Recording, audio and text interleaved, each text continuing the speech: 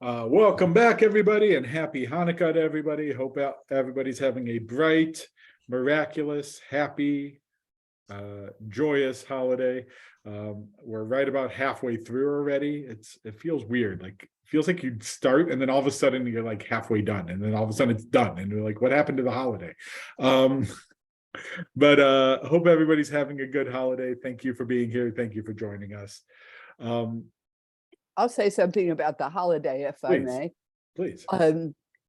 There is a tradition, and Barbara knows this, that there's a tradition in Triangle Park. I don't know if you've found Triangle Park yet, but anyhow, of Santa Claus coming with in a fire engine and kids, singing, drinking hot chocolate and singing Christmas songs and so on and so forth. Well, this year, I'm not quite sure who started it.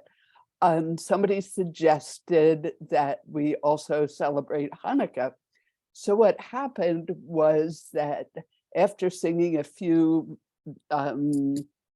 non-religious Christmas carols, Christmas songs, then Santa led the kids in singing the dreidel song.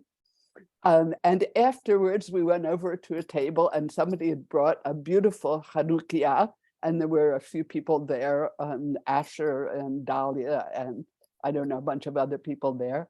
And Santa Claus lit the candles, and those of us who were able to sang the blessing. So I thought that was just a really lovely thing that happened, a good start. It was the first night of Hanukkah, so it was a really good start. I think we drove by because I think we saw the fire truck and people there. Mm-hmm. It's nice to know that the miracles never cease, and as we say, one of the blessings we say every night, there's two variations of that blessing. Is that the miracles that over the miracles that God has done for us, Bazman Hazeh, it's like in those times and in these times. So the question is, what's it actually? Is it Shasanisim Lavotinu Yamim Hahem Bazman Hazeh, in their days at this time of season? Or if you look in some of the Sidor, Sidor Sim Shalom started it, and some of the other ones say, Bayamim Hahem Uvazman Hazeh, and in this time. So that God performed miracles in those days and in our day, in this time as well. So the miracles never cease. Santa Claus lighting menorah, it's a miracle too. Which is a good segue into what we're going to learn today. We're going to learn a little bit more about miracles today and miracles of Hanukkah. So welcome back.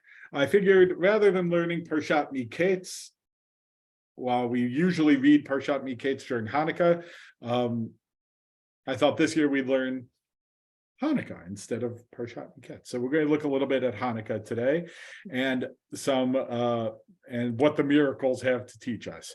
So welcome back to Kedushat Levi on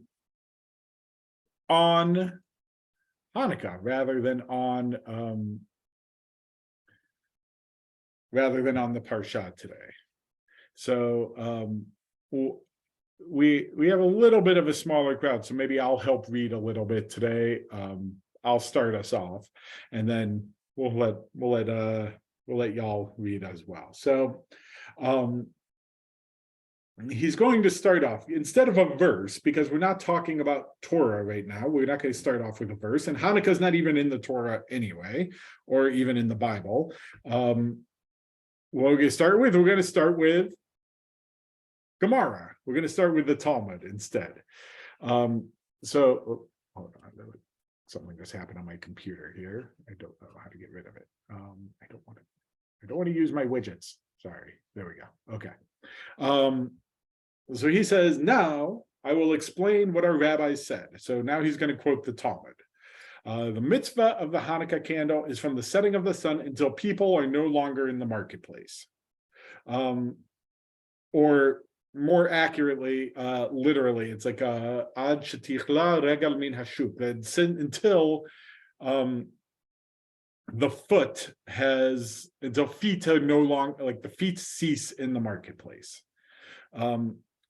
So what's the question? The question is, when are you supposed to light the Hanukkah candle? That's the question the Gemara is trying to answer. And the answer is there's kind of a small time frame here in which you're really supposed to light Hanukkah candles. More colloquially, when are you supposed to light Hanukkah candles?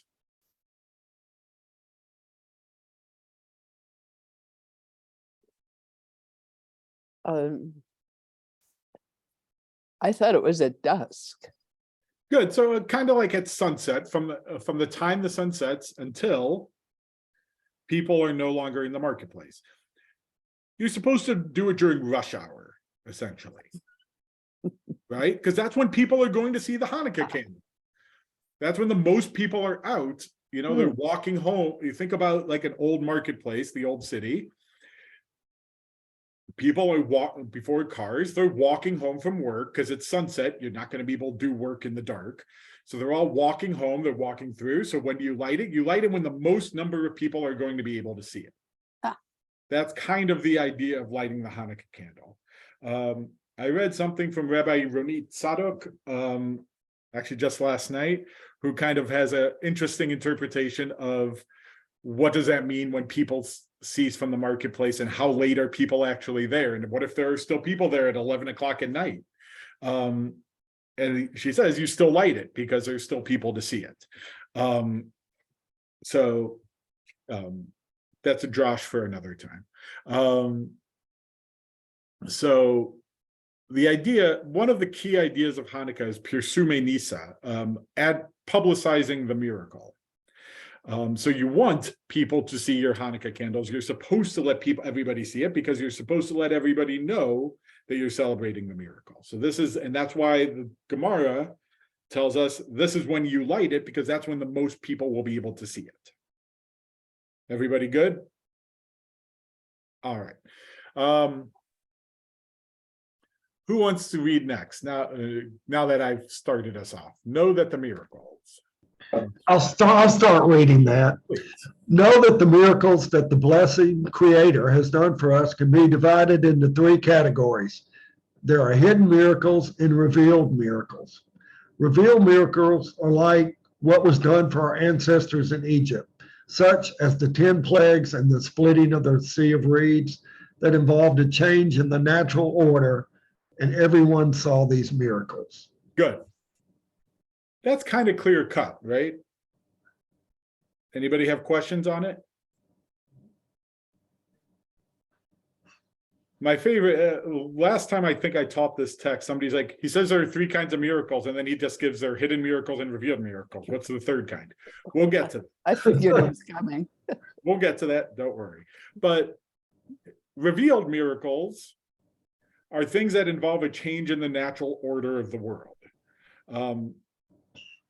And this is kind of an important point, because you see a lot of these history documentaries and scholars trying to figure out how the Exodus could have happened scientifically.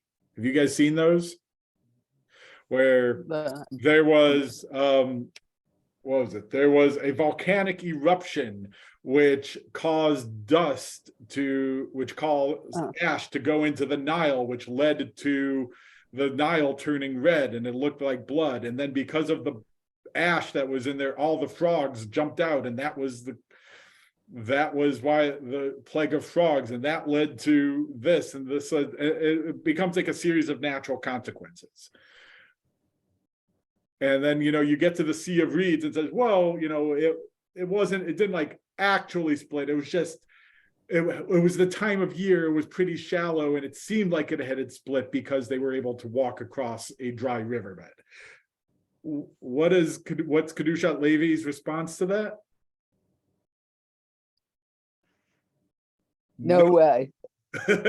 That's not, you do that, that's missing the point. This is a miracle. God changed what was supposed to happen in this world. so that the Exodus could happen. And trying to explain it by natural means completely minimizes and diminishes what God did for us. This was a revealed miracle. Everybody saw it happen. The world changed because of it. We all saw this miracle happen. That's the first kind. Eddie, you did a good job. Why don't you keep reading?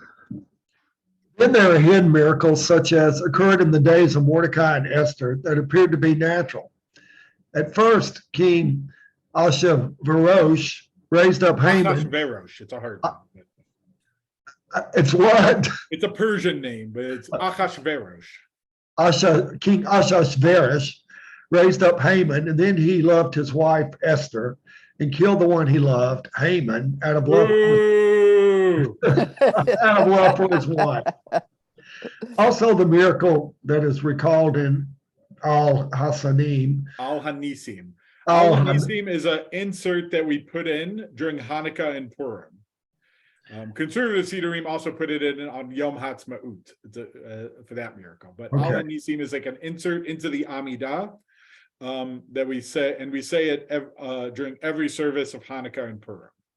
Okay, so in the miracle, who gave over the many in the hands of the few, the impure to the hands of the pure, etc.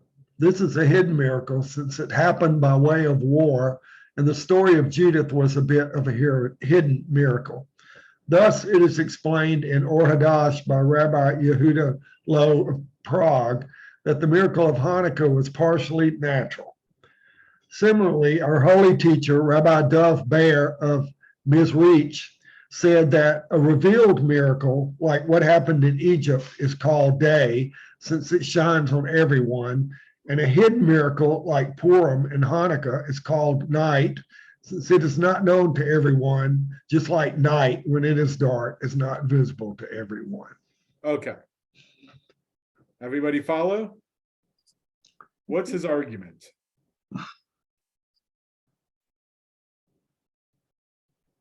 That there are miracles that appear to be natural, but are in fact and could in principle have a natural explanation, but that's not what's going on. They really are miracles and not natural events. Good. Purim and Hanukkah, by the way, are often linked together in rabbinic thought because they're both considered minor holidays. And why are they minor holidays? Because they're not holidays that involve the temple. So the two are often connected and linked together, and the rabbis try to find, they say, we do this on Purim, so why do we do it on Hanukkah? And we do this on Hanukkah, so why do we do it on Purim? They don't necessarily ask it, we do it on Hanukkah, why don't we do it on Shavuot? Because Shavuot's a different holiday altogether. But these are holidays that don't have Musaf service. There's not additional sacrifices because there was no temple. And so, there's some complications and there's some similarities and differences. There's some really interesting contradictions between Hanukkah and Purim. Hanukkah, not in the Bible, took place in the land of Israel, involves the temple. Purim is in the Bible, takes place in Persia, does not involve the temple. But they're both miracles they both celebrate miracles that happened and celebrate the survival of our people because of them. So you'll often see Purim and Hanukkah linked together. And he says, this isn't quite the level of Passover, of Pesach. These are hidden miracles. Why? Because it seemed like the world was just going on naturally, like things were just happening as they're supposed to. But really, God was performing miracles. It's just not obvious that God was performing them. And so he calls it day and night, or the Maggid of Mezrich calls it day and night. Pesach is day. Everybody saw it just like the light of day. The hidden miracles are tougher to see. They're in the dark. You can't quite tell that there's a miracle happening, but it's there. And how do we know it's there? Because everything, you read the Purim story, it's really amazing, the series of coincidences that happen to go on to get to where the story needs to go. Right? Vashti just happens to rebel at the right time, and then the king just happens to need a new queen, and then Esther just happens to be submitted in the beauty contest, and Mordecai just happens to be sitting at the gate to save the king's life, and this just seems to happen at this time. Yes, it could just be coincidence, or it could be God making sure everybody's in the proper place at the proper time to make sure it happens. But God's name is never mentioned in the book of Esther at all. So we're left to reason that God is kind of acting behind the scenes. Similarly, with Hanukkah, they went to battle. They won the battle. Doesn't seem like there's any miracle there, right? But if you think about the lack of technology that the Hasmoneans had, how badly they were outnumbered. One battle talks about how they were outnumbered essentially 6-1 by the Greeks. They didn't have the numbers, they didn't have the weapons, they didn't have the training. They still won. That's a miracle. It might not have looked like it might not have been obvious, but but there's a miracle that happened there. Everybody good? Questions, comments? I was just thinking about Ukraine. Yeah, I think President Biden gave a little speech. I heard like a snippet of his speech in which he basically compares, he was standing next to President Zelensky and basically makes that comparison and says, just as you are far out, just as your ancestors were far outnumbered and still won, so are you continuing the battle, and know that the American people are behind you every step of the way. It was essentially his speech. It was sweet. It was a nice little Hanukkah drash when you're standing in front of the president of Ukraine. But yes, other questions, comments, thoughts? All right, why don't you do one more and then we'll hand it over to somebody else. Okay. Hidden miracles can be divided into two categories. One category is like Purim, where the blessing one, the cause of causes, acted God's self without any action from below. Foiling Haman's plot, bringing his plans upon his own head and saving us from the hands of our oppressors. But people did not take any action. But with Hanukkah, people did take action. For the Hasmoneans and their children fought God's battles. But the blessing one acted outside of nature and gave over the mighty in the hands of the weak, but did so with human assistance. Okay, so here's where we get the three categories. Pesach is one category. Purim is one category. Hanukkah is one category. Those are kind of symbolic of the three categories of miracles. What's the difference between Purim and Hanukkah?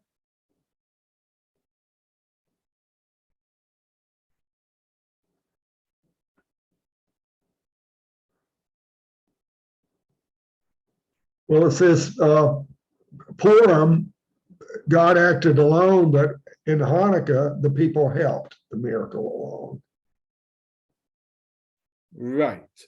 So what he says is in Purim, people had no role whatsoever. In Hanukkah, God nudged them along, but the people actually had to take action for the miracle to take place. There's a beautiful drash, which Julie Cohen alluded to last week, in which I've seen it in two, Rabbi Eliyahu Kitov and Rabbi David Hartman. I've kind of seen both have it attributed to them. Say that what's the real miracle of Hanukkah is that they lit the menorah at all. They could have just as easily said, we don't have enough oil to light the menorah, so we're not going to light it. But in their faith, they said, we'll light the menorah.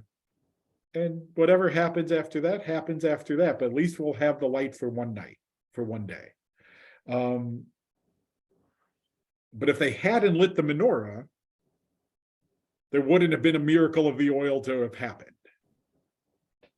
And I think there's a little bit of a sense of that here too, that with Hanukkah, if the Hasmoneans hadn't gone to battle, we wouldn't be celebrating Hanukkah. But the fact that they took that initiative to fight allowed God to be able to perform the miracle of them being victorious. Questions, comments, thoughts?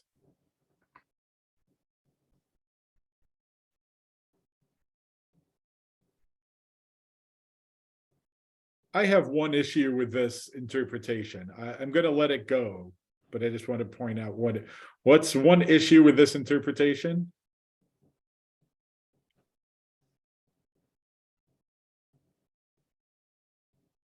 How does he read Purim? Listen, I think people did take action at Purim. Yeah, I feel Mordecai like this kind of sent Esther minimizes Purim a little bit, to the right? king.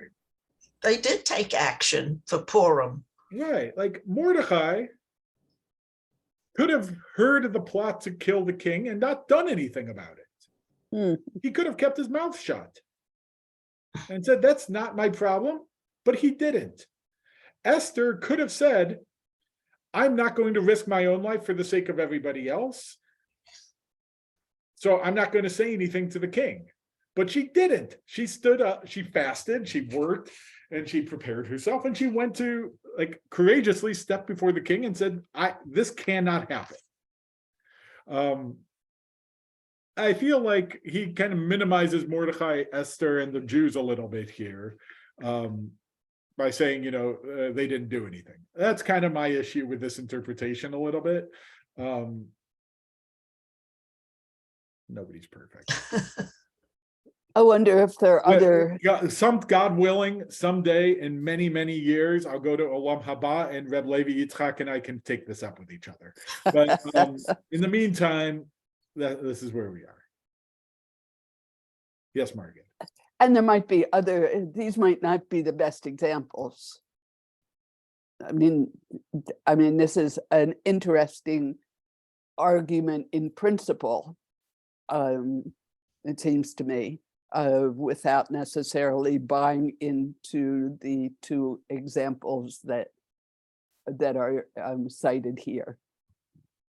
Yes, he maybe could have used better examples. I think he's trying to make a point, and we'll get to his point shortly. And there's a reason he chooses these particular holidays, which is fine. It's just, I have a little bit, I actually like the argument he's making that there are different categories of miracles. And there are some that are obviously miracles. There are some that we don't, that there are miracles going on, and there are miracles and then there are miracles that we have to take a role in. We have to have a part in. I like that argument. I just think it weakens the argument when he uses bad examples. That's all. And I know why he's doing it, because he's going to come back to Hanukkah and Purim shortly.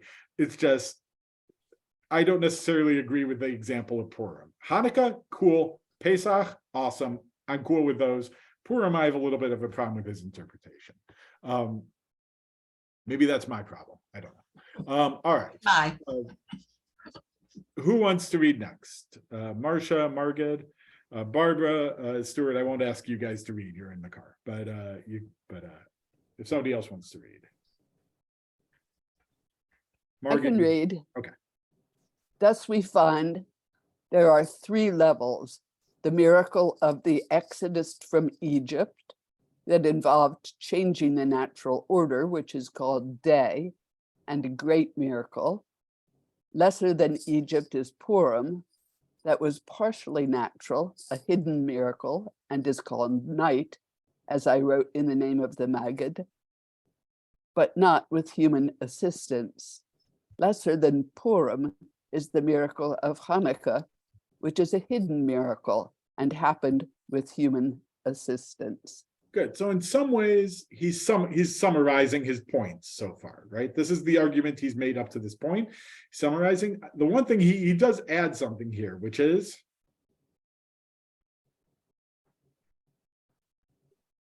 there's a hierarchy. Passover is up here. Passover is kind of the greatest kind of miracle, where you see it happening and you know it's a miracle. Purim is a step below. There's a natural component to it, but God is performing the miracle, God's self. And then Hanukkah is lower than that, in that people need to help God perform the miracle. Again, not 100% sure I necessarily agree with the hierarchy either, but I get where he's coming from, right? That in terms of God's performance level,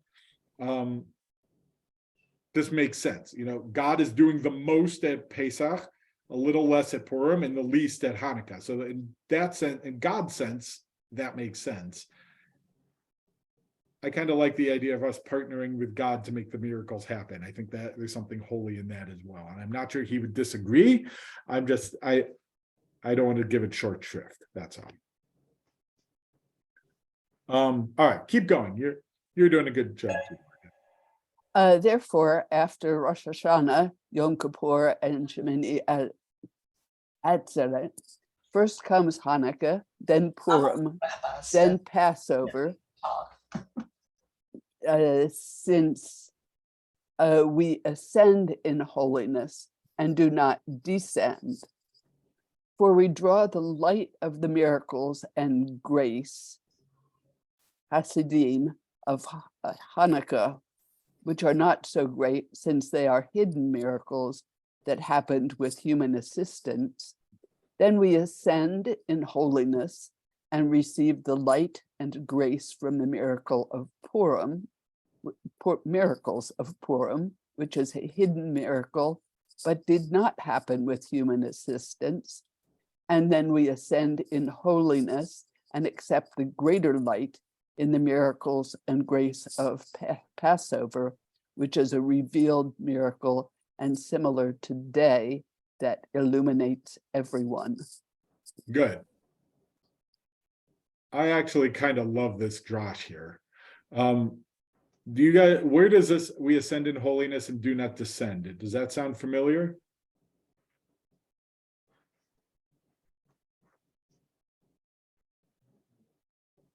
So in the Talmud, there's an argument recorded between Beit Hillel and Beit Shammai about how you're supposed to light the Hanukkah candles. Beit Shammai says you start with 8 candles and you take one away each night.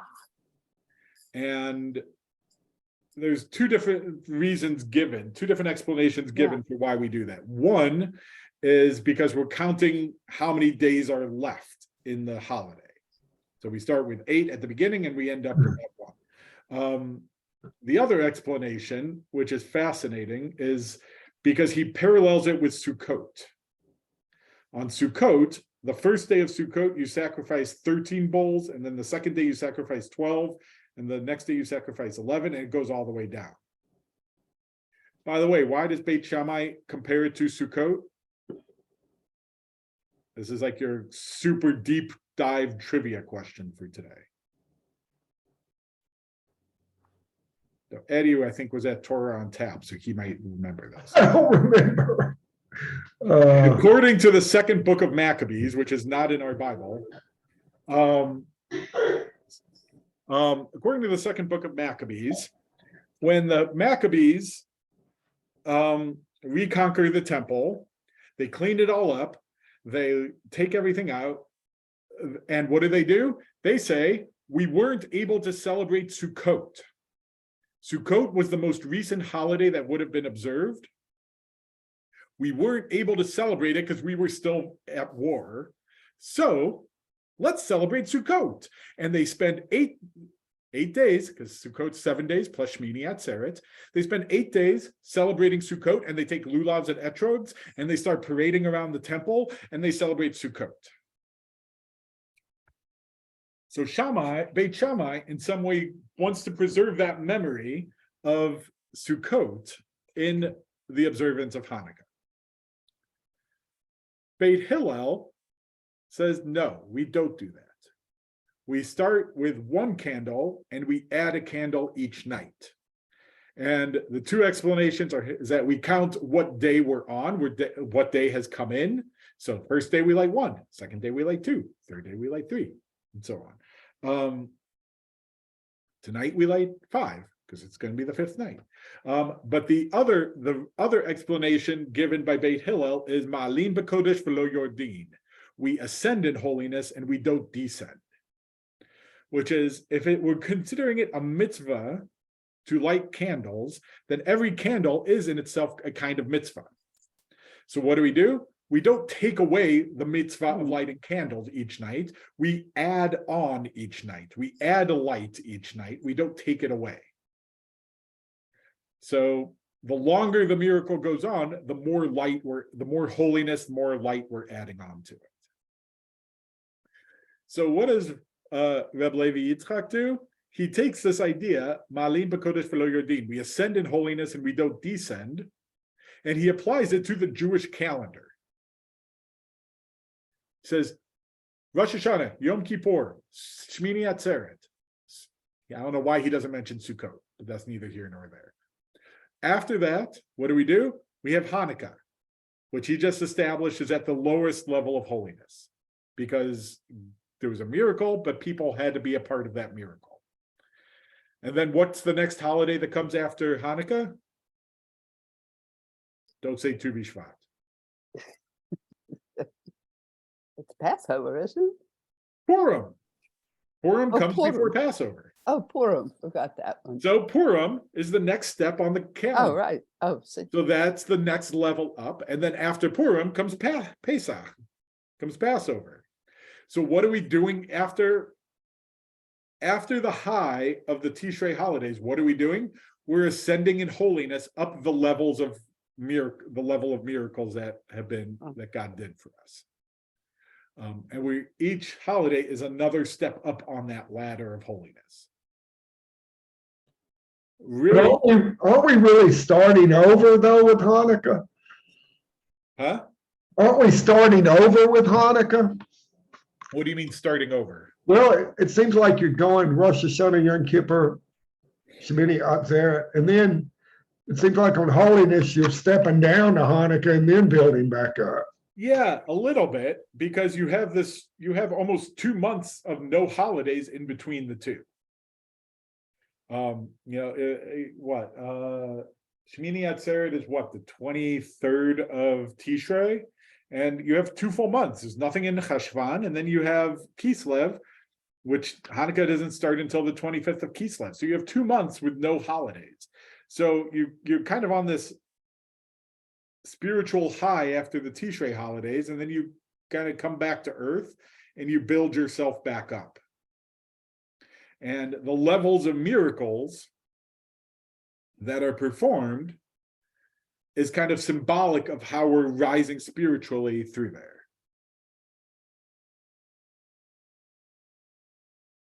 Questions, comments, thoughts?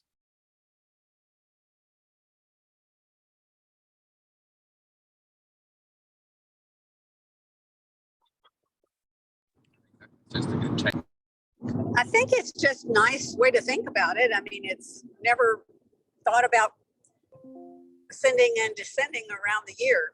And I liked what Eddie said about, you're really still going up with Rosh Hashanah and Yom Kippur. We kind of left that block out and then starting again in the new year.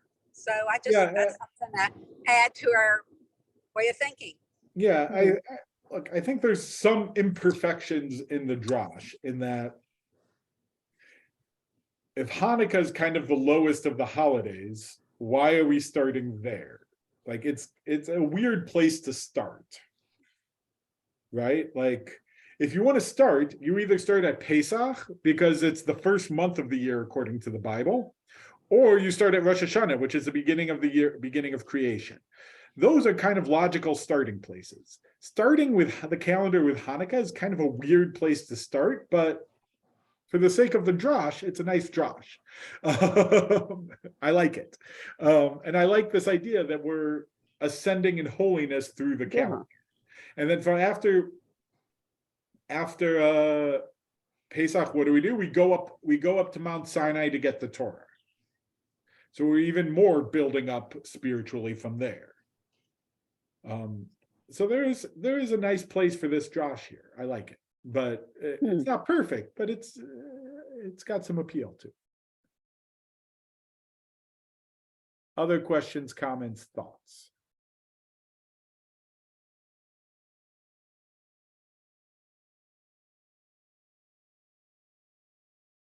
This is probably my favorite. I teach this lesson purely for this next paragraph, if somebody wants to read it.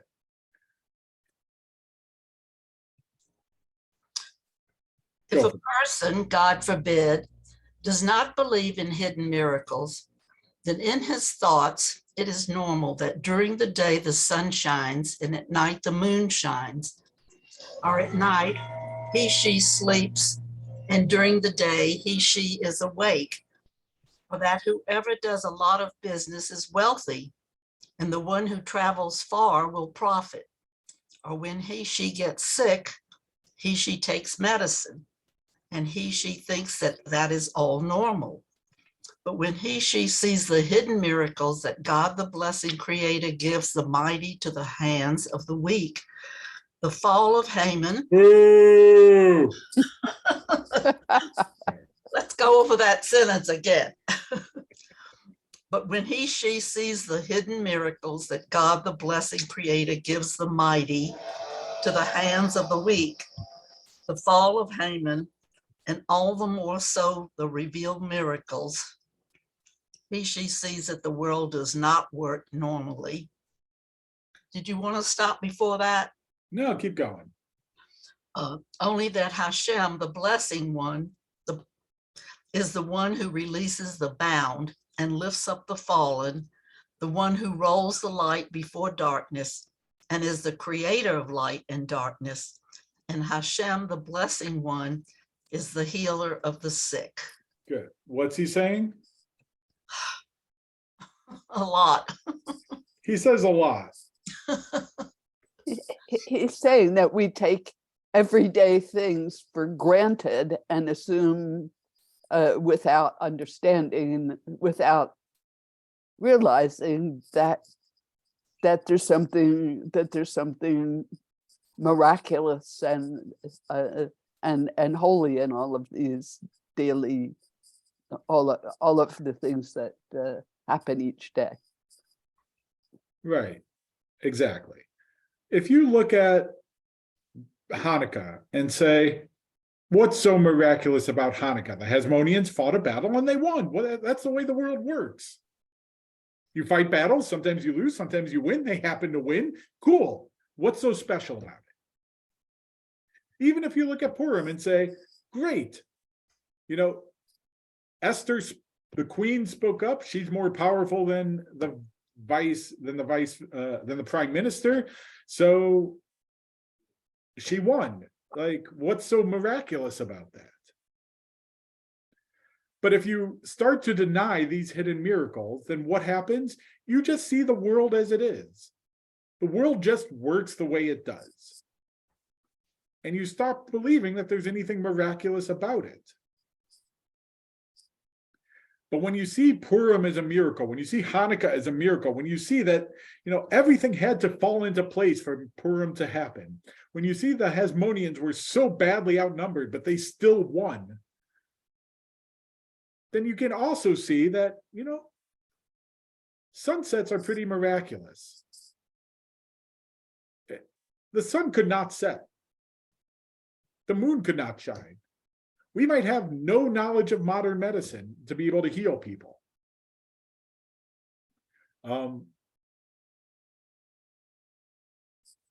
There's miracles that are part of our lives all the time. They're hidden miracles because we don't see the sun set. Like the sun sets, the sun rises. We don't see God doing it, but it's happening. When somebody is sick and gets healed, that's us using God's knowledge and what God gave us and the world that God gave us together to be able to put all that together to be able to find medicines and cures for that which is sick.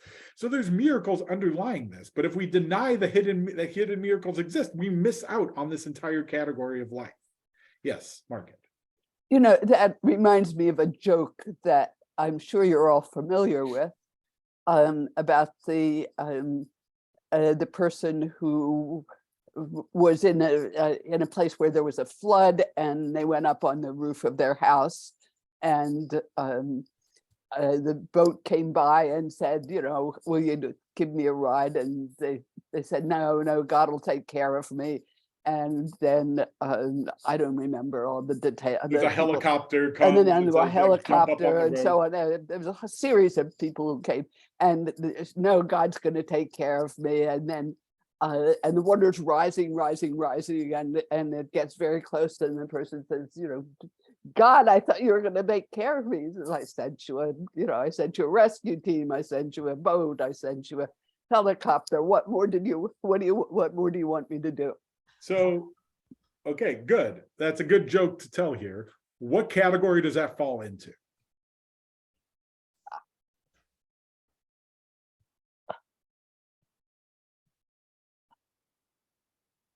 Well, that's a hidden miracle. Okay, which kind of hidden miracle? It's a hidden miracle in which people need to act. Good. It's Hanukkah, right? Hanukkah, Because there's okay. God is sending the miracles. God is sending opportunities, but you need to take advantage of those opportunities. I think I've used that as a sermon before too, as that joke. You might hear it again at some point because it's a good sermon. You'll probably tell it better. I think it's do. important for people to hear it too, right? Like, it's great to have faith, but faith without action is kind of pointless also. If you're not going to live out the faith that you believe in, then you're not going to take the opportunities that God presents to you. What's the point of having faith? Don't wait for Pesach. Be a part of your own salvation.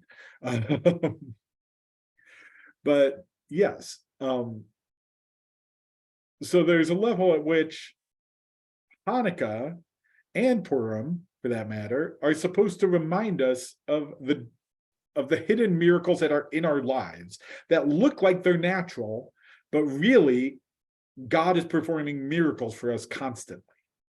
And this is supposed to be an opportunity to remind ourselves of these miracles.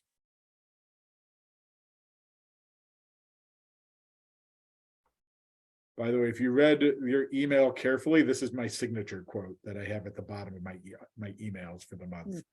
I change my quote every month. This is my current one. Is that line?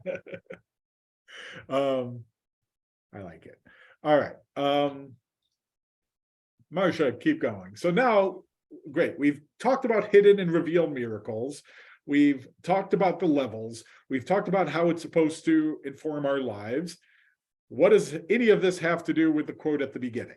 So now he's going to start tying it back in. This mitzvah to light the Hanukkah candle from the setting of the sun until people are no longer in the marketplace. That is to say, the mitzvah is from the setting of the sun. Hidden miracles that are hinted at in the setting of the sun that is not so bright until people are no longer in the marketplace. That is to say, a person needs to think about the lighting of the Hanukkah candle that is no longer in the marketplace, that it leaves your thought that the world behaves according to ordinary forces of nature. This thought is from outside forces, a thought from the evil inclination, Yetzer Hara, that is hinted at in marketplace. In the lighting of the Hanukkah candle, one should cease this thought, to expel this thought that the world behaves according to ordinary nature. Good. So now he's spiritualizing the performance of the mitzvah.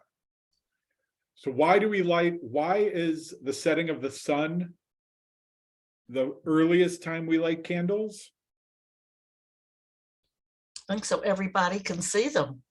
No, that's not quite what he says, at least. Is it because that begins the time when we're leaving this ordinary world of day-to-day activities behind and we have time to focus on other things? That's not quite what he says. That's a good drosh, though. What are hidden miracles called? Do you remember what the Maggid calls them? Go back up for a second. No. Hidden miracles are day, aren't they? You mean night? Revealed miracles are called day because everybody sees them, and hidden miracles are called night Night. because they're hidden in the darkness. So why do we wait till sunset? Because that's symbolic of the hidden miracle. The setting of the sun, when it starts getting dark,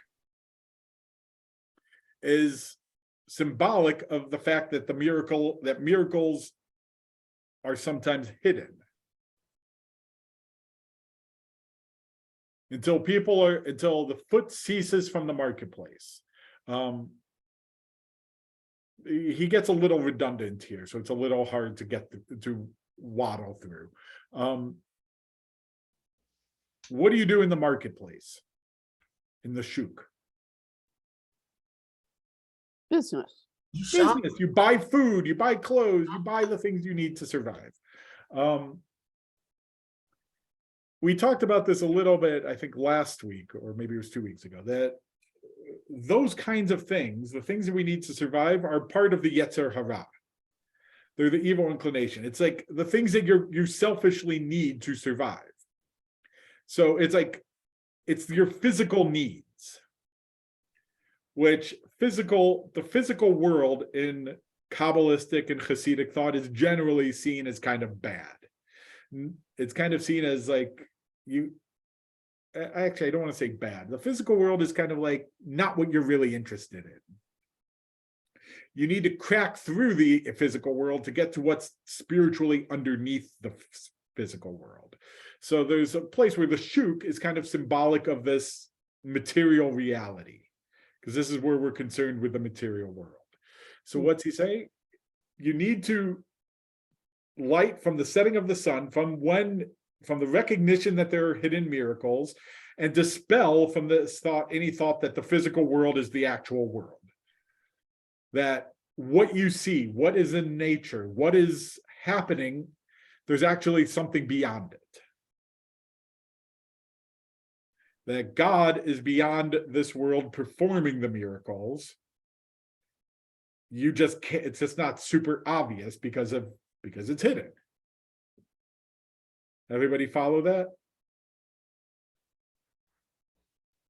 Marcia you look a little less enthused. Eddie's kind of like, yeah, I'm there. Marcia's a little less enthusiastically accepting. Stuart has a comment. If I can get this to Stuart just a sec. Sure. So, there are the hidden miracles that, as you're describing, and then those are the ones that hit you in the face, like parting of the Red Sea. Right. And so I've always thought, and if little kids, like children, grandchildren, ask you, what about this? I usually tell them that there's probably an explanation for the parting of the Red Sea. There may be a physical explanation. There may have been an earthquake that opened up a big hole and the water drained in. I mean, you could create an understanding of why it happened.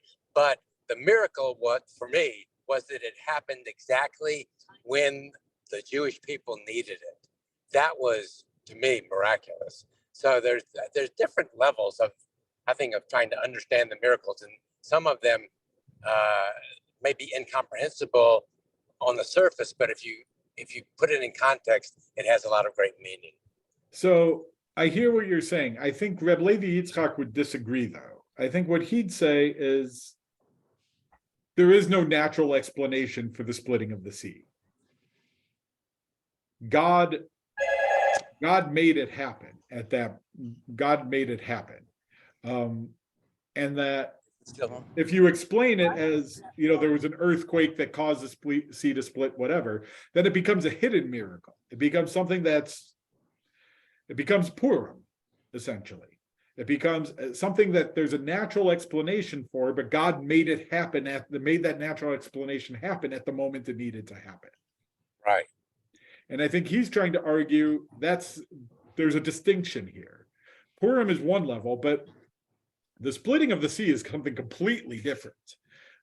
And really, in rabbinic thought, the splitting of the sea is kind of the paradigm for salvation and the paradigm of what's going to happen in the future redemption. Is God is going to physically enter this world and make sure and make the natural world change in order for this to happen. So, Rabbi, tell me what you believe in terms of this splitting of the Red Sea. Do you believe that it's just that God made it happen and that was a miracle, or that there is a physical explanation for it, but it was miraculous that it happened exactly when it did? What I will say is my personal belief is that I think looking for historical, physical explanations for these kinds of revealed miracles misses the point. I don't try to look at the Torah as a historical document. I don't think it's trying to tell us actual history as we would define scientific history.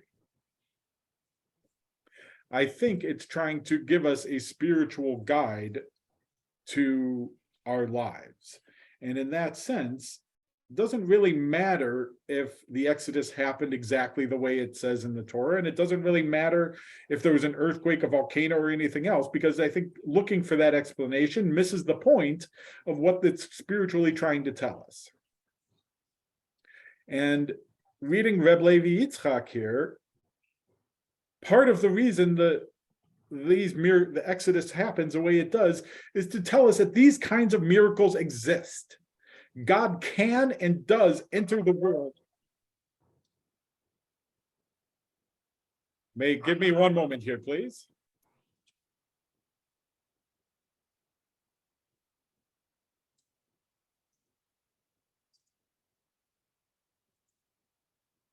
All right. Okay, so welcome back. Sorry for the pause. You're having it next week? Well, before we go on to next week, any other comments, questions, thoughts about that we were talking about? I know we were getting into a question about science and the historical thing, and I think where I was trying to go was I'm not sure I necessarily need to believe that that the Torah needs to be teaching actual scientific history, but rather it's teaching us how to live our lives. And so whether or not things happen the way that it describes them happening is not really relevant to my belief, personally. I think it's trying to teach us that there is a possibility for revealed miracles. There is a possibility for hidden miracles. And that part of what our job as is to be able to see God's presence in both the everyday world and the hidden miracles that are beyond it, as well as the obvious miracles that we are aware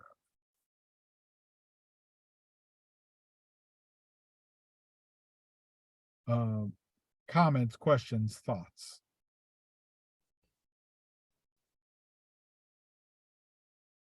Barbara, you're muted if you okay. I was just going to make one comment that I mean, I've never practiced Orthodox Judaism, so I could be totally wrong with this, but I see Orthodoxy as a very literal interpretation of the Torah. I mean, every letter, every word is in there for a certain reason, certain meaning, and it is what it is. And so, I mean, for me, Well, I would say your philosophy is not an orthodox philosophy. Would you say that? Correct.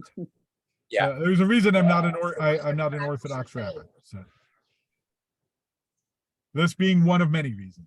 But look, so what I'll say is I don't want to group all Orthodox together. I think that's kind of as bad as grouping all Reform together as one. All conservative Jews are the same. You know, I think there's a danger in grouping in general. By and large, yes, Orthodoxy does take a much more literal interpretation, and that things happened the way that they happened. Are there Orthodox rabbis who might disagree with that? Probably not a lot of them, but but yes, what I'm saying is not an Orthodox point of view. It's kind of my own personal view. Thank you for sharing that. So let's try to wrap it up here. We're just about at the end. So let's just kind of tie things together. Somebody want to finish reading this last section? So I got it. Through this, one will come to believe that hidden miracles are not natural, rather that God constantly renews the world at every moment. Sometimes God renews nature like it was established during the 6 days of creation. And other time, God renews something new, for example, a revealed miracle. Once one accepts the existence of hidden miracles, then she accepts that God constantly renews everything, even the natural order of the world. Good. Kind of what we had kind of ended up at before. So just reviewing slightly that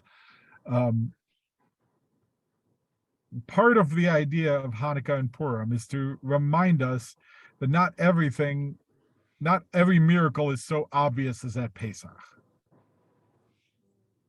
but that there are miracles that are constantly happening. That the fact that the life exists the way it does, that life exists on this planet and the world that we have, and the way it sustains us, and the way we're able to manipulate it and use our knowledge and all, these are all miracles in some way, shape, or form. We just very easily forget that. And so I think what he's trying to say is Hanukkah should be an opportunity, as we light the candles, to remember and reflect on the fact that there are hidden miracles in the world, and Hanukkah is one of them, and that we should constantly remind ourselves and be aware of all the others as well. Can I just say that today there's a revealed miracle that we're talking in 2 cars in 2 houses, and we're able to connect. And I think that there's some science behind that, but it certainly is timely that this miracle happened for us today.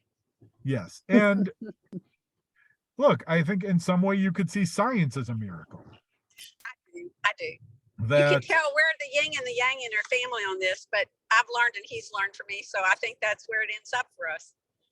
But I think, if you think about it, what is science? Science is us uncovering how the world works, which requires first a deep breadth of knowledge to be able to understand how things work and use the knowledge that God gave us to be able to do that. And then to unravel some of the intricacies of the world and how it works. And we have our ability to do that is in some level a miracle. Yeah, well, the fact that we were born into this world with a brain, with the genetics to have a brain. I mean, even that is a miracle. How do we learn? Yes, and not just a brain, but a brain that functions the way it does, that allows us to think and communicate and piece together puzzles and understand the way the world works, the way it does. Exactly. Well, I have to say we're on the same page, and I love living with this dedicated scientist who, after decades, is saying, yeah, that is a miracle that the sun came up this morning. I said, good for you. Thank you, guys. We have, the miracle is you've talked us almost into Atlanta, and we haven't gotten a lost signal yet. So be well. Happy Hanukkah. Happy travels. Hanukkah. Wishing everybody a happy remainder of your Hanukkah. look forward to seeing y'all hopefully on Shabbat. Well, maybe not the Royals because you guys are in Atlanta, but hope to see y'all soon, and be well. Happy Hanukkah. And we will not have class next week. No. No Okay. class next week. I am taking the week off. So we'll just take a break and we'll begin again in the new year. So Margaret, could you Okay. stay on just a minute? Rabbi, can Margaret and I just have a minute? 2 minutes? sure. Give me be well, everybody. And we'll talk soon. Okay.